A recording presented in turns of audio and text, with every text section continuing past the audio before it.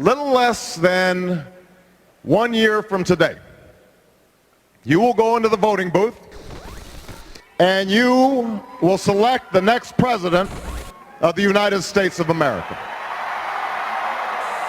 I think elections are about the future.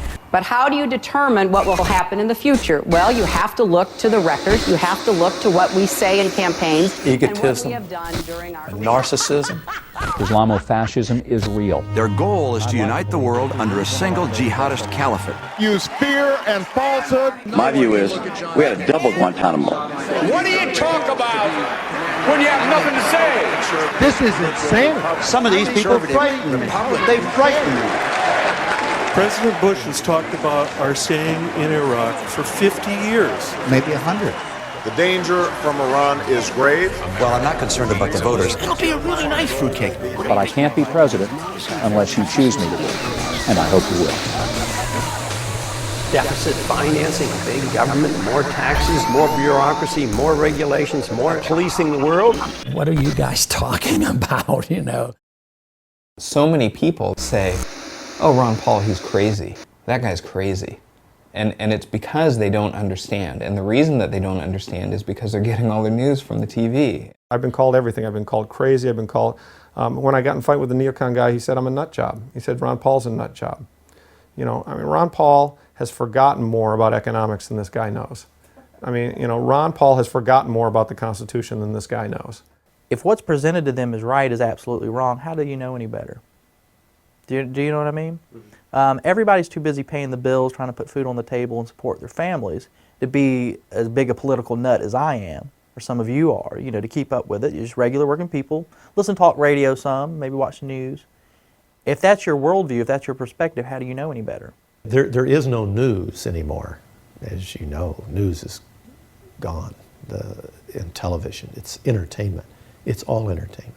The media are almost incapable of reporting and even understanding the Constitution and the way that the Constitution is supposed to be respected.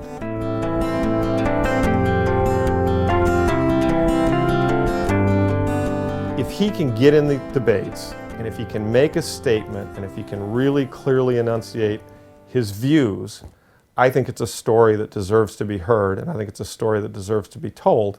And I was the one the most hesitant to get involved because I know time isn't right. Young people haven't heard about this. I'm not the right guy. We need more education because I believe that ideas move countries, individuals don't unless they're in the right place at the right time. The big impact was when Ron Paul started to appear in the debates.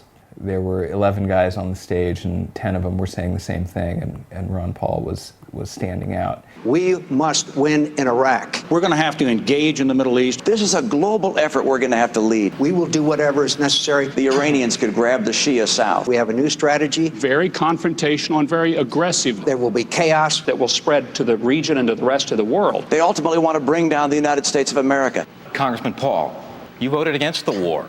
Why are all your fellow Republicans up here wrong?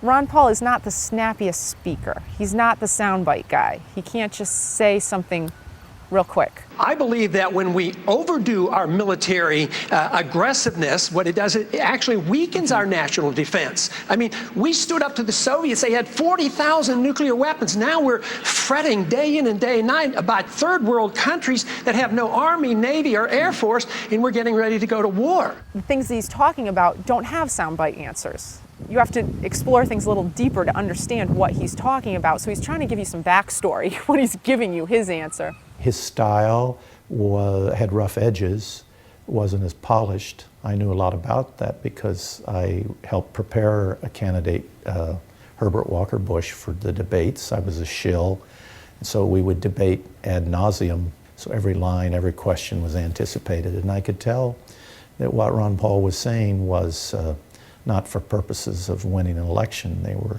gut reactions, truthful reactions to the issues. At the core, the justification for his positions, the reason that he took the positions that he did was based in individual freedom. A national tamper-proof ID card. Yeah, I think that's critical. They have to have a document. A national special card. Absolutely. A tamper-proof card, a database, name, date, birth date, biographic information. Dr. Paul. I am absolutely opposed to a national ID card. This is a total contradiction of what a free society is all about. The purpose of government is to protect the secrecy and the privacy of all individuals, not the secrecy of government. We don't need a national ID card. Ron Paul is completely uninterested in telling other people what to do or being told what to do. And there are very few people like that in politics anywhere, ever. Because politics is, of course, about amassing the power in order to tell other people what to do. And Ron Paul rejects that. I support federal funding. That's a yes. Dr. Paul, yes or no on federal funding? Programs like this are not authorized under the Constitution. The trouble with this... He would take even issues that most people would consider minor, but vote on principle, even if it meant he was the only one voting against or for, whatever it was, usually against. Would you work to phase out the IRS? Immediately. That's what they call a softball. And you can only do that if you change our ideas about what the role of government ought to be. I was just absolutely shocked that I was listening to a man who was speaking the truth about economics, speaking the truth about foreign policy, and I just said to myself, who is this guy? Where's he been? And what is he doing up on stage with all of these other Republican candidates? He'd talk about central banking, which is off the table. I mean, it's not even an issue. No politician raises it. No presidential election has ever turned on it. It's just been quietly removed from the political conversation. He brings it back. We live way beyond our means with a foreign policy we can't afford and an entitlement system that we have encouraged. We print money for it, the value of the money goes down, and poor people pay higher prices. That is a tax. And I began to realize that this man is no joke. He is America's last true statesman, and he has actually been saying the same thing for the past 30 years about what our federal government needs to do to serve the people. That is, namely, follow the Constitution. Suddenly, a lot of people who love the country and haven't voted precisely because they feel like it would be an insult to the great history of this country to vote for one or the other criminal, are so excited at the prospect that, wait a minute, maybe the country can be saved after all. I think there is a market for, an appetite for his ideas. And his ideas are, pretty straightforward. If you sort of allow people to do what they want, they're going to make a ton of mistakes.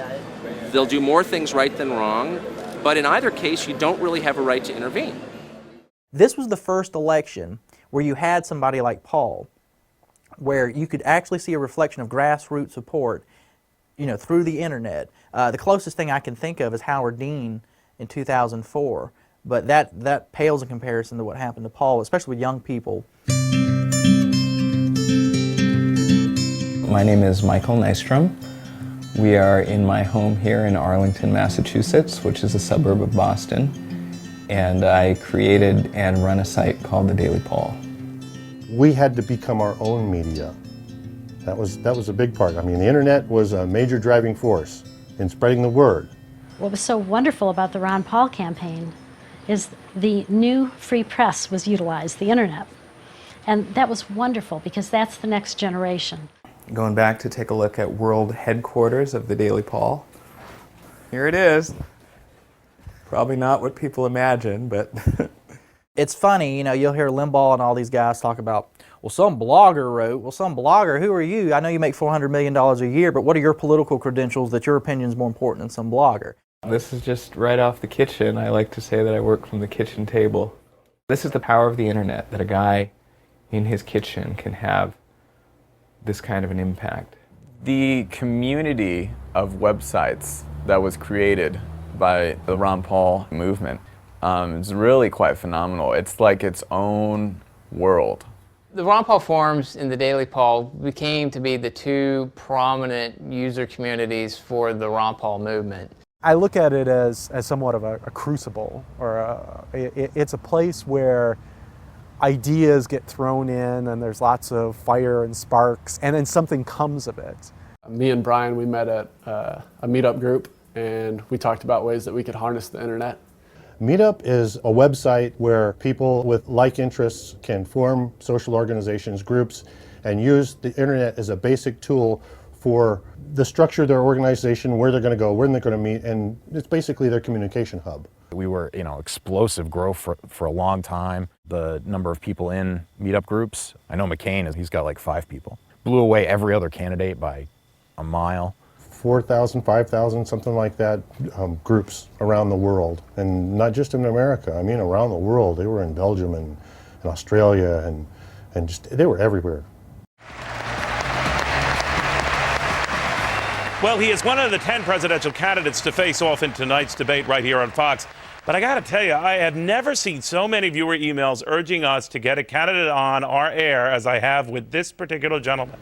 How are you going to stand out tonight? Well, I guess just telling the truth like I did last time, and we did very well. In the debate, when you get 1 minute and 30 seconds, maybe for a rebuttal, and it might take you a sentence or two to really collect your thoughts, it's a bit challenging. So sometimes after I looked at it, I said, well, I did better than I thought I was going to be able to do. It is the constitutional position. It is the advice of the founders to follow a non-interventionist foreign policy. Stay out of entangling alliances. Be friends with countries. Negotiate and talk with them and trade with them. They looked at that Republican stage that night and they're like, what is this guy saying? We've never heard anything like this. And what's better, it makes a lot of sense. So there's a lot of merit to the advice of the founders and following the Constitution. And my argument is that we shouldn't go to war so carelessly. When we do, the wars don't end. He was talking more about the things that really matter, not the war in Iraq, but should we be the policeman of the world? Should we be at war anywhere, and why, and when, and under what circumstances? Congressman, you don't think that changed with the 9/11 attack, sir? What changed? The non-interventionist policies. No, non-intervention was a major contributing factor. Have you ever read about the reasons they attacked us? They attack us because we've been over there. We've been bombing Iraq for 10 years. You know, if we misbehave around the world, you know, there are going to be people in the world who don't like the United States, period, end of story. I think that's just common sense. I think most kids know that at the kindergarten level. It's very easy to be Rudy Giuliani and say, we got to get the terrorists, or, you know, yeah, people will vote for you for that. It's very hard to get them to vote for somebody who actually makes them think or says, wait a minute, these slogans are fit for a 7-year-old. Right now, we're building an embassy in Iraq that's bigger than the Vatican. We're building 14 permanent bases. What would we say here if China was doing this in our country or in the Gulf of Mexico? We would be objecting. We need to look at what we do from the perspective of what would happen if somebody else did it to us.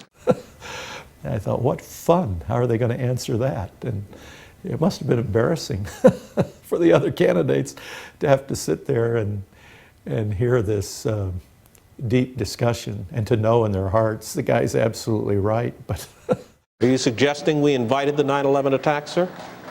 I'm suggesting that we listen to the people who attacked us and the reason they did it. They have already now, since that time, have killed 3,400 of our men, and I don't think it was necessary.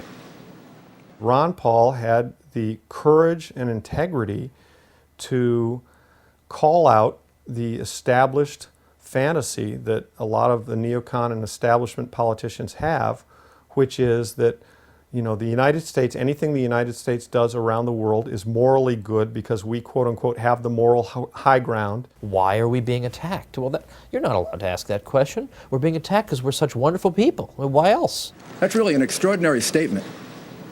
It's an extraordinary statement. As someone who lived through the attack of September 11, that we invited the attack because we were attacking Iraq. I don't think I've ever heard that before, and I've heard some pretty absurd explanations for September 11. I would ask the congressman to withdraw that comment and tell us that he didn't really mean that. And Dr. Paul wouldn't back down. Everyone in the audience wanted him to pander and say, oh yeah, no, I didn't mean it like that. I meant it this way. And he took that opportunity to educate the people. Paul explained the concept of blowback to an audience, most of whom probably did not want to hear that, or more importantly, have never heard that. Congressman? I believe very sincerely that the CIA is correct when they teach and talk about blowback. When we went into Iran in 1953 and installed the Shah, yes, there was blowback. The reaction to that was the taking of our hostages, and that persists. And Paul pointed out that the primary cause of the threat of terrorism in the United States comes almost exclusively, not even sort of and piecemeal, but almost exclusively, because of our foreign intervention over there. And if we ignore that at our own risk. That if we think that we can do what we want around the world and not incite hatred, then we have a problem. They don't come here to attack us because we're rich and we're free. They come and they attack us because we're over there. Every single Republican on that stage wanted to get in their 2 cents about what Dr. Paul was talking about. Can I have 30 seconds, please? No, wait a second. Let's all get 30 seconds. They are coming. We all want 30 seconds to talk about this. During the Republican primary, after each debate, Fox News would do this, the phone texting. Sean Hannity, text us right now, whatever the digits were for your candidate, In each Fox News poll, this was a poll conducted by Fox News, Ron Paul overwhelmingly won. Here's a look at the early results of our text message poll. In first place, Ron Paul, surprisingly. What does it say that he's doing so well in our text messaging among those watching Fox News? To be honest, says absolutely nothing. Maybe he's a little bit better organized and having his organizers do the necessary dialing. On the one hand, you're taking it seriously enough to put it on, and then on the other hand, you're saying, no, don't pay attention to the person who's in first place. Look, text polls are text polls. It's like internet polls. It's not even phone calls. He did not win that debate. He did not win it. Why would he try to discredit their own poll? Doesn't make any sense. In second place, Governor, you're in second place with 27%. Third place. If Romney had won, you would have seen ticker tape parade stuff happen in the studio. They would have brought out, horses and Clydesdales and chariots. Would have, talked for about 10 minutes about how great Romney is, and it makes sense that Romney won. Sean Hannity, more than anybody else on Fox, just without any subtlety, rips down anything that he disagrees with and doesn't even provide an excuse or an explanation. If we feel strongly about it, why don't we declare? If a woman is being raped next door, do we just do nothing there either? This is just going to shake the establishment. They do not want this guy running for president. I want to be president of the country, not president of the Republican Party. You got to get the nomination first. Yeah, but this is an unusual figure, a liberty-minded, anti-war person. That this is not only not a contradiction in terms, it's the only sensible political philosophy there is. I think Ron Paul basically, for me, it's done. That was a fabulous boost for Ron Paul's campaign. I think that's when a lot of people woke up. There's no question that Ron Paul struck a chord and it resonated with many people. The Ron Paul moment, and that's exactly what that was. And it was after that moment, after May, that traffic all over online really started to explode. When Giuliani gave us a boost, then I realized that there's a lot of support out there. Paul is truth! Paul is truth! Paul is truth!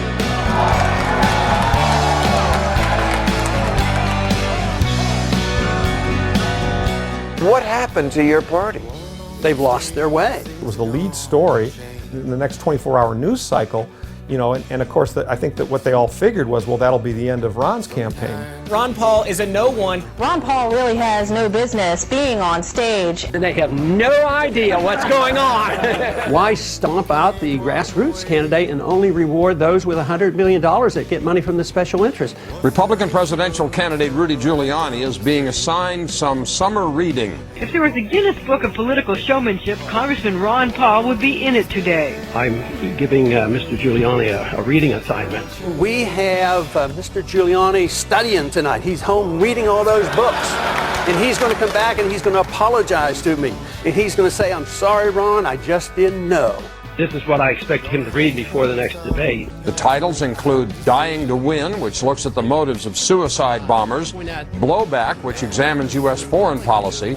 Ron Paul was able to have a press conference afterwards showing that indeed the government reports themselves have been talking about the same things he had. Paul brought along Michael Scheuer, the former head of the CIA's Osama bin Laden unit. Our leaders tell us that the Muslims hate freedom and hate liberty and hate women in the workplace, and that's got nothing to do with it.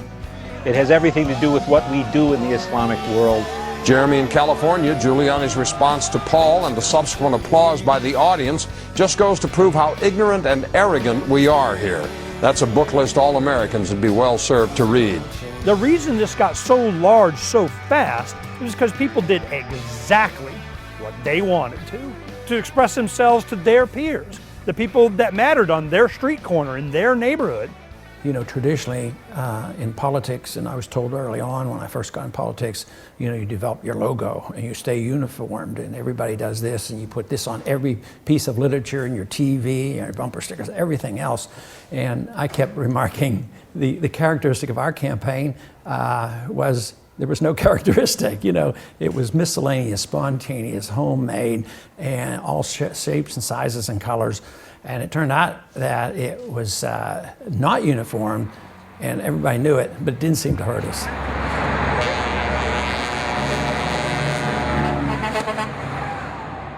The sign bombing culture that developed as a means of spreading awareness, and was something that I did, you know, climbing up on overpasses, you know, putting up signs with zip ties. These are all things that the grassroots thought of because their man wasn't getting the attention. So they basically had creative tantrums. We started the Ron Paul Revolution sign production. Okay, here we go. We would do this every Friday. We have at least 1 to 3 stations across, just in Arizona, the Valley of the Sun here. We would have people on a Friday making 200-300 signs. So that's another batch of another 42 more signs for tonight. Young people are, it's just, they're natural born activists. It's in their blood. They're, you know, they're rebellious. They rebel against their parents and their teachers, and so it's in them, you know, not to be fearful and to stand up. Don't just play by the rules. Think of ways to do unique things that break through. It's not just what kind of places, it's like, can you attach it? If you can attach it, it went up. Just walk down the street inconspicuously with the signs, you know, then you get somewhere, put up a sign, just keep on walking. And all these young people that had never even, they go, you got a permit to put that sign up? Never even crossed their mind. Didn't even blaze over their cortex, brush it at all, that they were going to seek some kind of permission from the man to challenge the man. Yeah, don't you like that little Spartan thing going on? Yeah, looks just like him, man. Looks just like him. Campaigns are very leery about sort of these volunteers. That is, they want people to come in and volunteer for the campaign. And they want you to do exactly what you're told. Come in and stuff envelopes or do this. What they don't want is anybody who will have any kind of loose connection with the campaign, but also some initiative who's sort of freelancing, you know, because those people can end up violating the law because they're not consulting the lawyers, and that gets the campaign in trouble. And so we've seen this sort of death of this type of spontaneous campaigning, and we've seen the centralization of campaigns. Campaigns become more and more centralized, especially presidential campaigns. Many people got very passionate and gave their time or their money or just rose in a way above those regulations you were talking about and said, we're not going to do things the normal way. And I think that's why the Ron Paul campaign was successful, and why people have tried to imitate it haven't done very well, because they've tried to plan it, and you can't plan it. You have to inspire people and let them do what they do best. I wrote about one of the first times people tried to mess with the Ron Paul movement. It was in Iowa, when there was a candidates forum being put on by the Iowans for tax reform. They didn't want to let Ron Paul participate. Ron Paul's been long said to be the taxpayer's best friend. I don't think he's ever voted to increase taxes once, because he doesn't think there should be any, no income tax in particular. You know, it would be like not inviting Batman to your convention against the Riddler. You know, how could you not invite Ron Paul to this? So the Ron Paul people decided they were going to have their own event in the next room.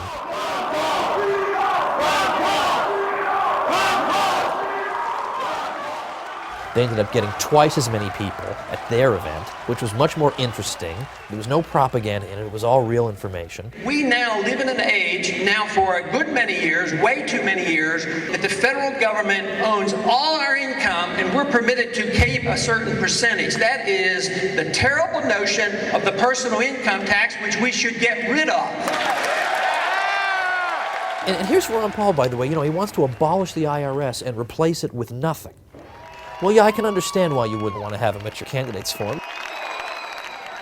I've been involved in startups before. My background is starting a hospital software company, so you understand the power of organization. But what I hadn't really experienced in my life was the power of spontaneous order, where people see a shared vision. They come from all different political philosophies, all different life experiences, but there's a shared vision of what it means to be Americans and to have a country that follows the rules. And things just started coming together.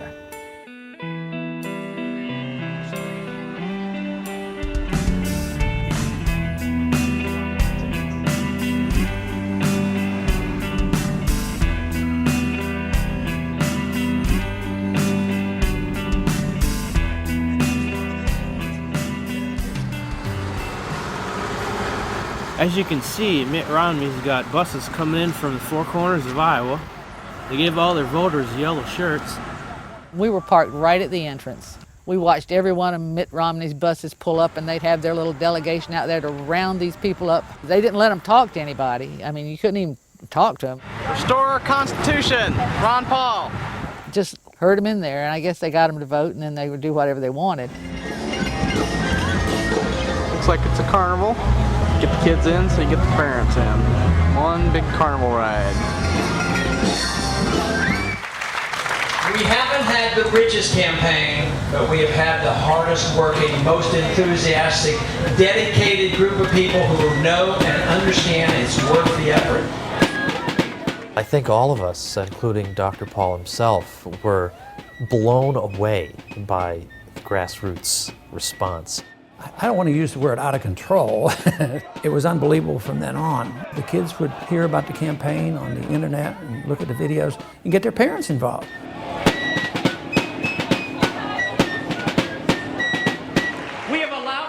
To be overtaxed and overregulated and overrun by bureaucrats. The founders would be ashamed of us for what we're putting up with. This is of a piece of a sort of 230-year-old American tradition of, you know, rugged individualism and independence and reverence for liberty, and those things are not as alive as they once were in American society, obviously, but they still exist, and I think Ron Paul speaks for a lot of people who still uphold those ideas. The Constitution was written very precisely to restrain the power and force of government and to protect the liberties of each and every one of us. I do think you should value people who speak from the heart and who tell the truth. And you should also value people who honor the vision of your founders and respect the most sublime constitution devised by human intelligence. You're basically saying that we should take our marching orders from Al-Qaeda. If they want us off the Arabian Peninsula, we should leave? No! I'm saying we should take our marching orders from our Constitution. That's where I take my marching orders, not from any enemy. Over this way. They were downright rude to him during the debates. Some of these anchor guys would marginalize him and disrespect him there in front of national television audiences, and it was shameful. Congressman Paul, yet another question about electability. Do you have any, sir? Fox News' intent and purpose was to discredit Ron Paul because he represented what the Republican Party used to be, but better yet, what conservatism used to be. So you're suggesting that I'm not electable and the Republicans don't want me because I'm a strict fiscal conservative, because I believe in civil liberties? Why should we not be defending civil liberties? And why should we not be talking about foreign policy that used to be the part of the Republican Party? Let me see if I get this right. We need to borrow $10 billion from China, and then we give it to Musharraf, who's a military dictator who overthrew an elected government, and then we go to war, we lose all these lives promoting democracy in Iraq.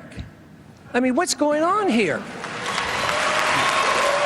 Congressman, we are one nation. We can't be divided. We have to be one nation under God. That means if we make a mistake, we make it as a single country, the United States of America, not the divided States of America. When we make a mistake, it is the obligation of the people through their representatives to correct the mistake, not to continue the mistake.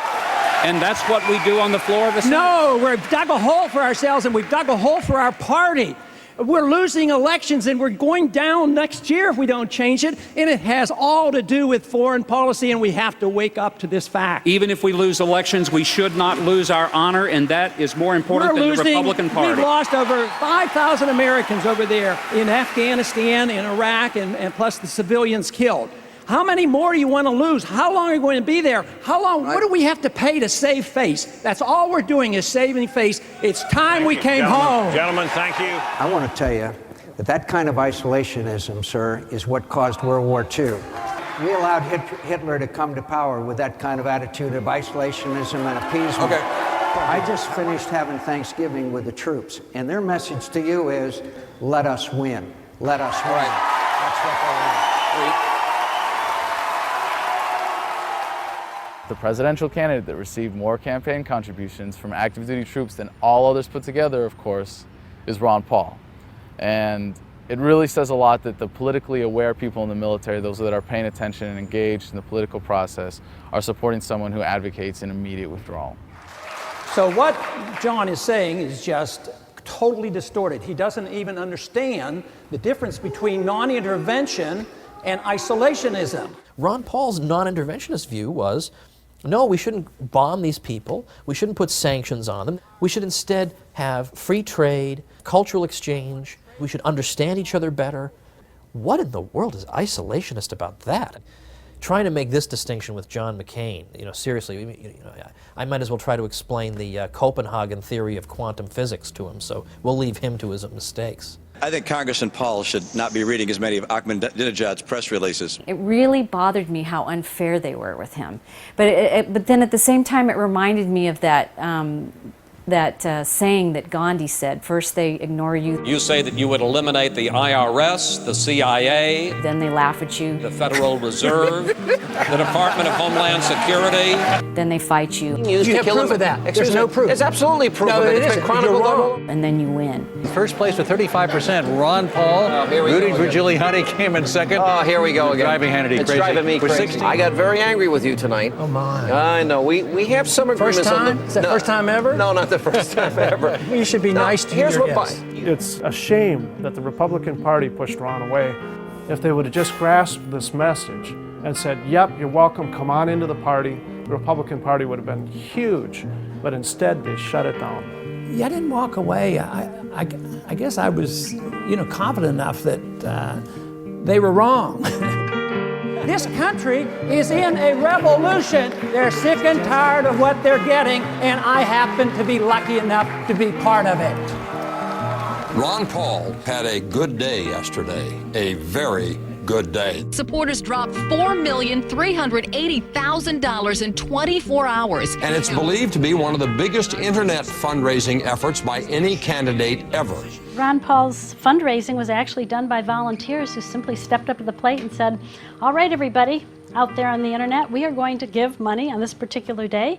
What if 100,000 of us donated $100 each on November 5th for a $10 million day? His supporters raised the cash on November the 5th to commemorate Guy Fawkes. This guy was a British terrorist who tried to overthrow the government by blowing up Parliament and killing everybody in it. Two important things can be thought of or represented by that date. And one is, yes, Guy Fawkes, but the other is the movie V for Vendetta, which was a movie that touched on that historical date in order to create a new theme that was a reaction to the propaganda of the state, the police state, the spying, all these things that were going on. I want everyone to remember why they need us. And so it was no shock that they would try to focus on something that really wasn't the motivator for the day at all. Were they contributing to your campaign, or was this all about Guy Fawkes Day? Explain to me what those supporters who were drawn to you on that kind of anniversary are trying to say.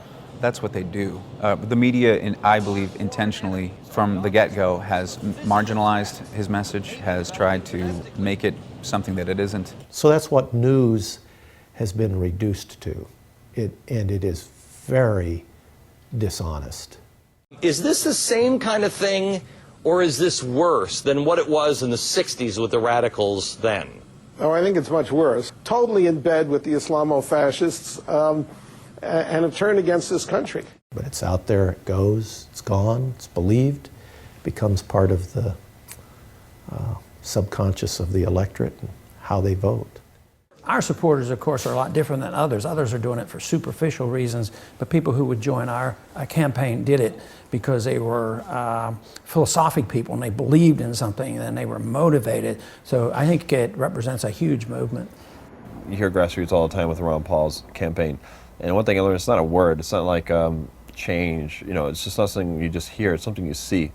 Ron Paulers outnumbered and out-rallied all the other candidates' people combined. It was just, it blew me away, so I knew I was in the right camp. And we had fun, because if you're not having fun, you're so doing it wrong.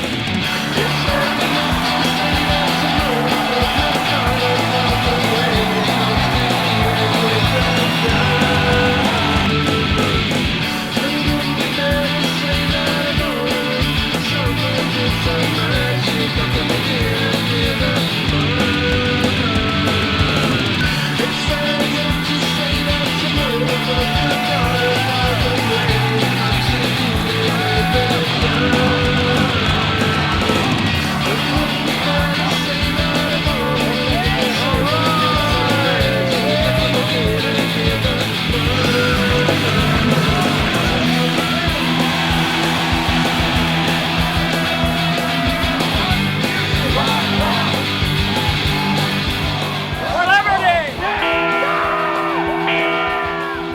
Ron Paul, you know, he kind of strikes just the grandfatherly neighbor next door, and he's not the guy you think is going to lead a charismatic movement, you know. Everything about the whole campaign was so innovative and different from what you're accustomed to seeing, and I think everybody's bewildered in the whole political arena right now, going, how did this happen? And how come I can't make this happen to my campaign?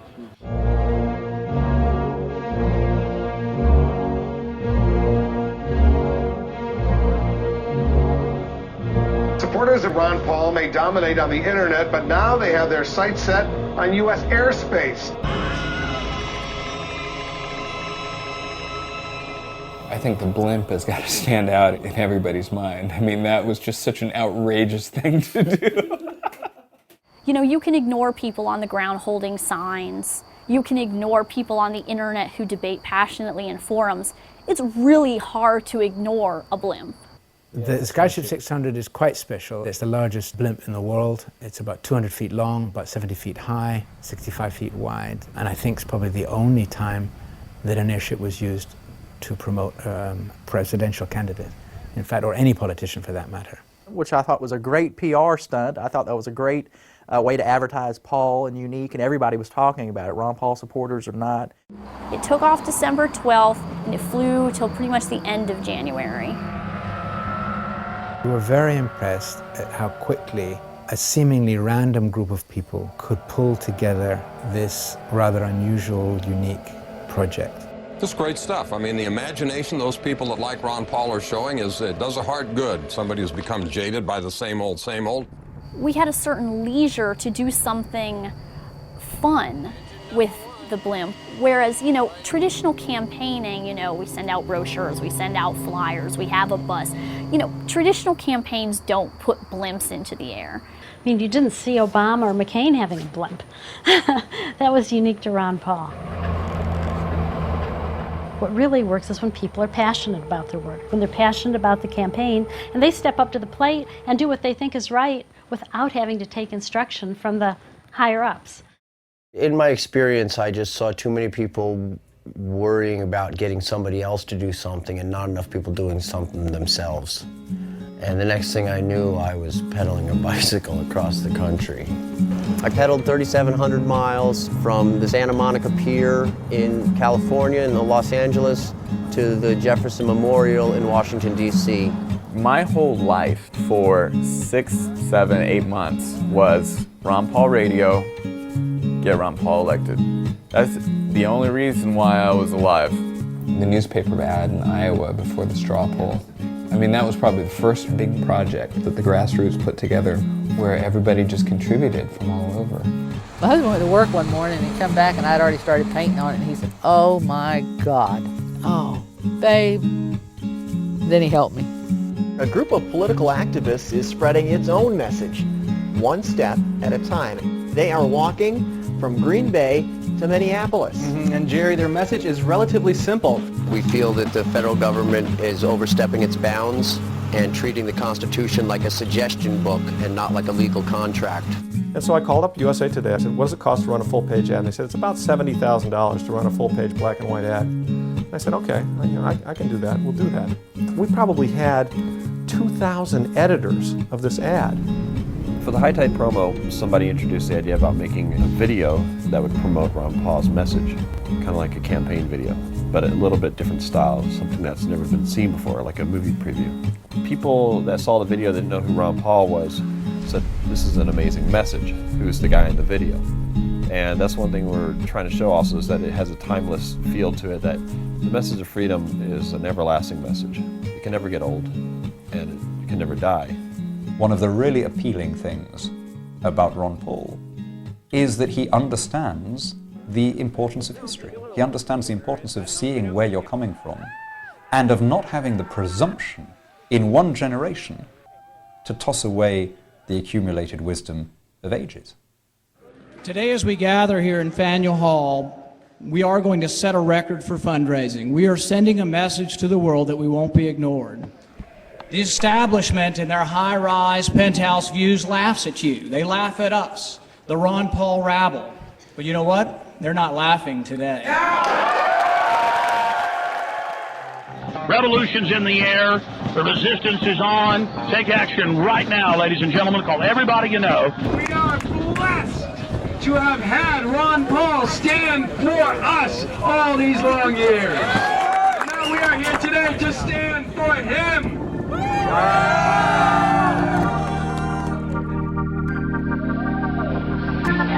So what do you think, man? That was awesome. Success? Success? Absolutely. 5.5 million so far. Man. You set the record. In the history of American politics, nobody has ever raised more money on a single day than you. Gosh. And yet, this is happening without your campaign people coordinating. This is completely about grassroots, and it's completely about you just saying what you believe in.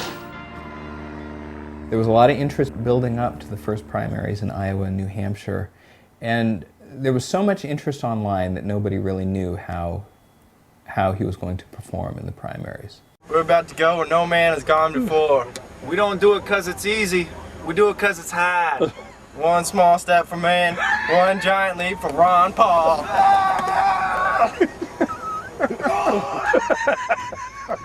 New Hampshire was just a blast. We put up so many signs in freezing cold weather. We were spray painting signs at 2 in the morning. The spray paint cans were freezing, so you'd have to take them inside after they had cooled down too much. It's so cold out here. My hands are too numb to even know they're cold. You know, we'd have the stuff inside, bring it outside, spray it real quick, go around. We had a circle. And we just kept, hundreds of signs that we did. The primary hasn't happened yet. Nothing has been decided. The final push is underway to win the people of New Hampshire over. Some reporters would ask me in the run-up to the presidential primary, whose hide were Ron Paul votes coming out of? And my usual answer was, no, Ron Paul's people are Ron Paul people. I guess I did some sales on a highway once when it was shut down, but I've never done anything like this in a snowstorm. Ron Paul, he's trying to save the country, believes in this, what's it called? Constitution? That's what they call it, yeah. A lot of politicians aren't sure what that is, but... Most successful, all successful campaigns in New Hampshire, especially in the presidential primary, have grassroots support. There are campaigns that try and do what I'd call Potemkin Village campaigns. It looks like there's grassroots support, but you look underneath it and it's all AstroTurf. There's nothing, there are no roots. Those ones get exposed and fail every time. Please welcome Ron Paul.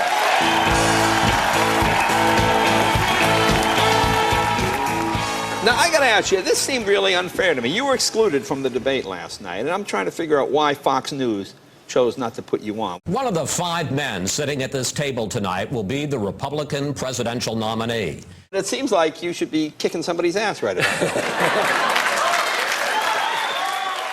You know, in 1964, my father was not even showing in the polls, but he went on to win the Republican primary. It's too early for you to decide on who's going to be the nominee, and you should allow all the voice to be heard, especially early in these races. We don't let the media or anyone else pick who's a real legitimate candidate and a serious top-tier candidate and who is not. The voters make those decisions.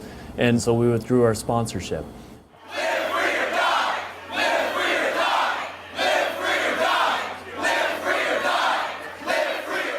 A lot of people put a ton into the campaign, and when they could see someone else just wipe out so much of the work because of their position in the media, they didn't like that. They didn't appreciate it. The truth of the matter is we do enjoy the circus, and the fact that it was a very competitive primary on both sides of the ballot only made it a better show.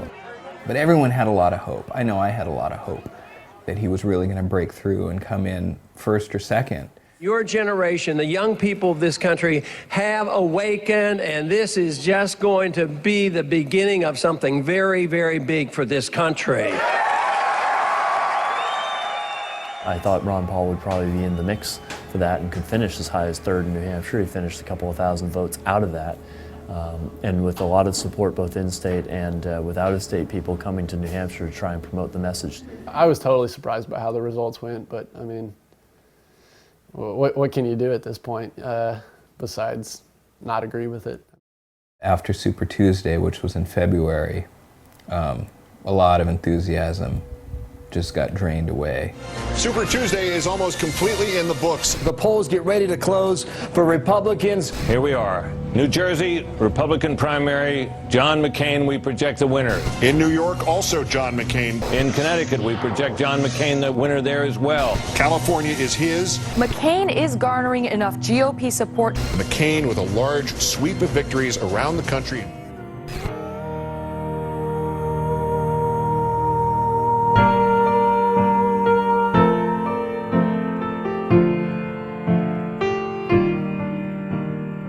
You feel it in your heart. You know the guy is right. You want him to win. And the numbers don't show. You see the support. What do you do? I mean, of course you're going to get discouraged. Though victory in the conventional political sense is not available in the presidential race, we must remember elections are short-term efforts. Revolutions are long-term projects. I was disappointed when that letter went up on the website. I didn't want it to end. I wanted Ron Paul to stay the course. You know, it's not for me to say. I mean, who would want to be in a mess like that? Who would want to campaign the way that he had to campaign for as many months? You know, it's a thankless task. He was the vehicle by which we could express our dissent. Give a finger to the man all the way up to the end as far as we could take this.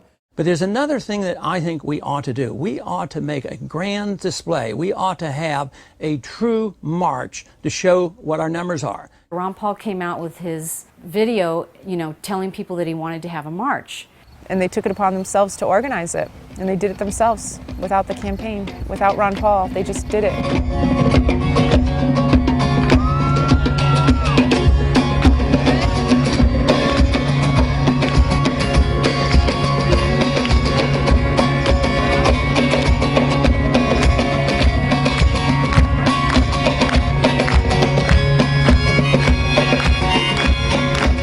My theory has always been that if you ever can bring about revolutionary changes, two things would be required. The young people would have to be involved, you'd have to have music. The freedom sound, it rings past politics and all its empty words. That was like the thrill of a lifetime to be playing in front of the Capitol building with all those protesters. It felt like something out of the 60s or something that I'd only seen, previously. The revolution is worldwide! It's always been worldwide! Would you listen to a poet or a prophet? Journal all this world's injustice or try and stop it. Can you feel the coming change? Though hell is here today, hope is on its way. 95, 100 degrees. It was unbelievably muggy and hot and miserable. But these people showed up, and the DC police told us that at the height of the march, there had to be 15,000 people there. Of the tyrants and the good old boys. As Iraq veterans against the war, we are resisting an occupation we once risked our lives for. We swore to support and defend the Constitution of the United States of America, but we found out the hard way that the greatest enemies of the Constitution are not to be found in the sands of some far-off land, but rather right here at home.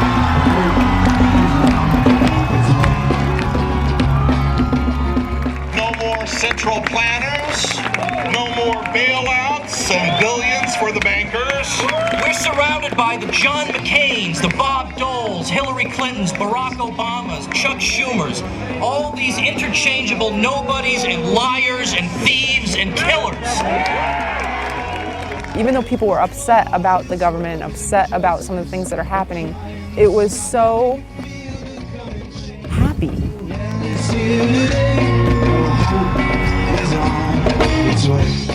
After the Revolution March, people started talking about the Rally for the Republic, and it was like the next big thing, and everybody was really excited about it. And I started getting all these emails like, hey, I'll see you in Minnesota, really looking forward to hearing you again.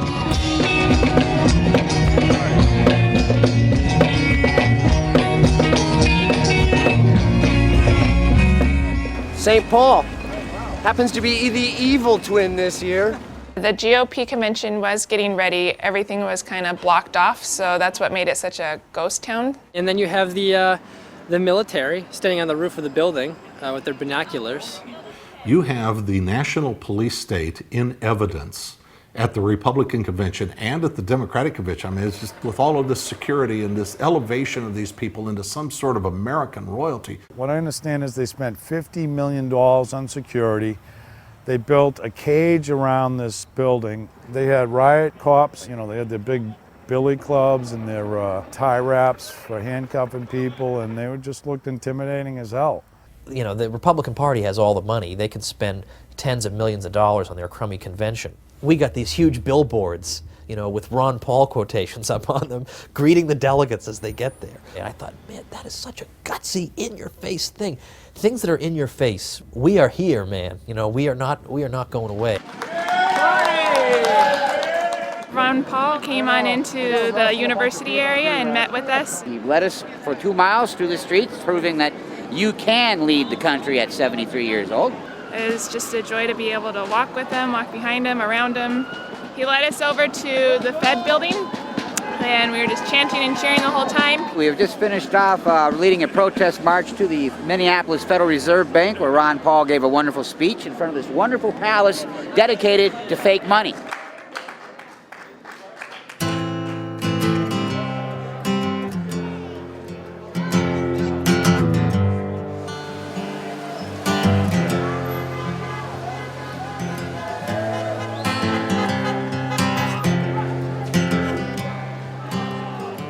Certainly was an act of defiance to go ahead and choose an arena just on the opposite side of town from where the national convention is going on. Even after the guy is not in the race anymore. I mean, again, who is doing this for any other candidate? Who would do it even if being paid to do it?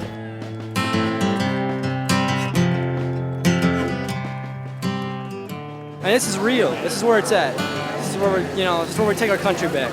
We just arrived for the big event, for the Rally for the Republic. We're ready to go. Everybody's pumped, everybody's excited.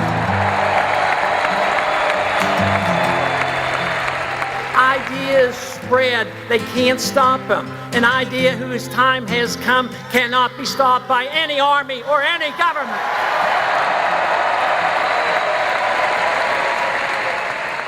It was the culmination of everything that his whole campaign stood for. In a stadium like that, and to see all these people interested in something that I thought I was a loner, you know, almost in the ideas, and I'm sure Ron Paul felt the same way at one time. In the past 18 months, it was discovered that the ideas of liberty and the revolution was alive and well, and we're celebrating it here tonight. History constantly recycles and reinvents itself. Ron Paul touched a nerve, a deep nerve. Some people didn't even know that it was there till he touched it. So once again, I want to thank you from the bottom of my heart for the trust that you have placed in me, but more so the trust that you have placed in the concept of our God-given rights to our life and our liberty. Thank you very much. I almost feel as if he's saying, you know what, if people want what I'm offering, they'll make it happen. And I think that's why the grassroots just simply hasn't given up on him. We want an America full of principled people. Not people who say one thing and do something else. Say anything to get elected, but who say what they mean what they say, and they live their lives by those principles. And that's why he can animate the grassroots.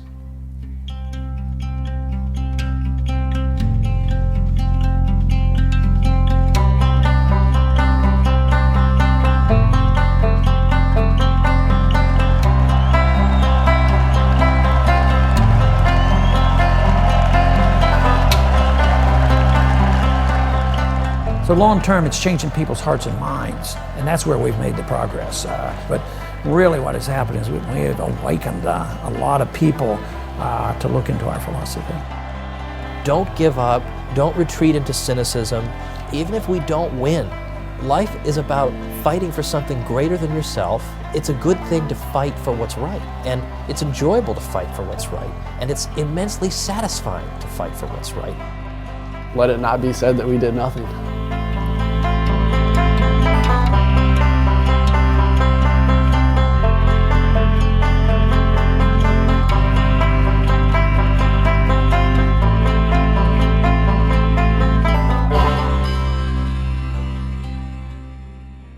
no doubt that what was sparked by Ron Paul is not finished. It's not consummated. It's ongoing.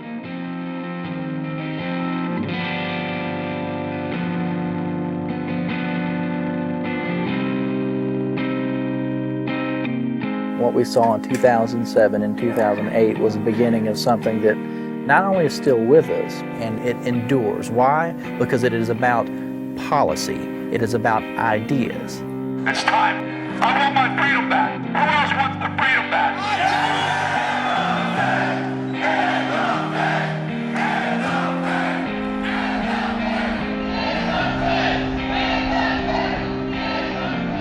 The Federal Reserve, which many conservatives now recognize is the root of our financial problems, that was off the board. You couldn't talk about it a couple of years ago. Can we talk about it now? Why? Due in large part to Ron Paul, thanks to the fact that he was running for president. He was Tea Party before there was a Tea Party. And that was certainly the beginnings of what we recognize as the Tea Party today. It was the genesis, if you will. People who never cared about politics before got involved. What brings me out here today is that people need to let this government know, both state and national, that we are fed up and we have had it. If you voted for TARP, you're out. If you voted for the bailouts, you're out. If you supported Bush's spending, you're out. The Tea Party doesn't like that. And that's why a guy like Ron Paul becomes more popular, because his conscience and his record are clean. But we have gone a long way from the dictates of the Constitution. That is not part of the American tradition. Fox News is broadcasting it right now. Ron Paul won the straw poll against Mitt Romney, 31% to 22%. When freedom dies in your heart, no speech, no emotion, not even a reaction to a tyrant can bring it back.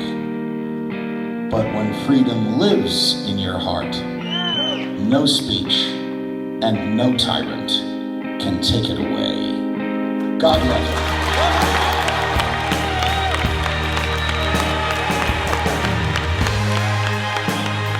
A show like Judge Andrew Napolitano's show Freedom March on Fox Business wouldn't have even been popular 2 or 3 years ago.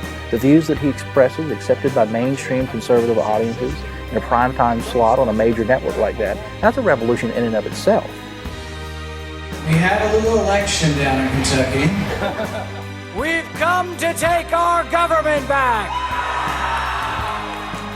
Rand Paul winning the election, becoming a senator, has a little different style than his dad. It's basically the same constitutional conservative message, but between the two, you're seeing a bigger, a bolder liberty movement.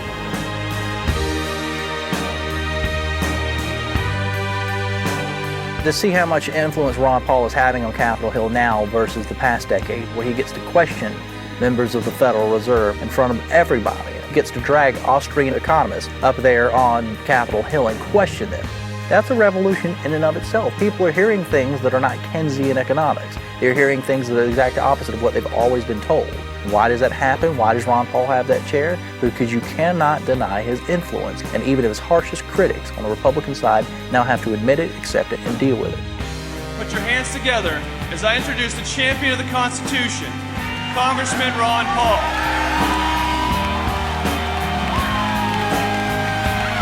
I'm glad to see the revolution is continuing.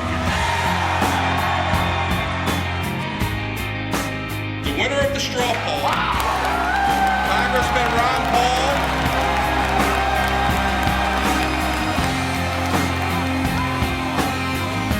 It's great that I'm able to announce once again that I am a candidate for the presidency in the Republican Party primary. If we're really going to turn this country around, we have to have a revolution in our minds and our politics as much as anything else. More Americans than ever are not only beginning to see that, but are waking up to it and are excited about it. Things are trending our way. This is our moment. This is Ron Paul's moment. And we're going to revolutionize this country.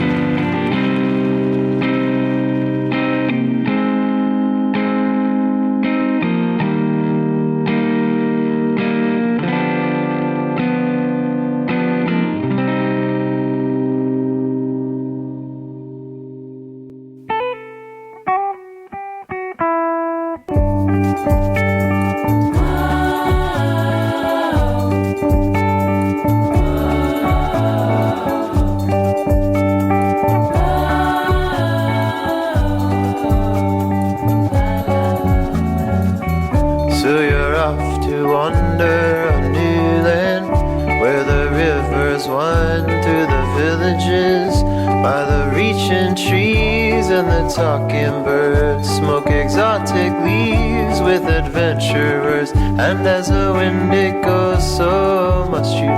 If you've got to run, whoa, safe travels.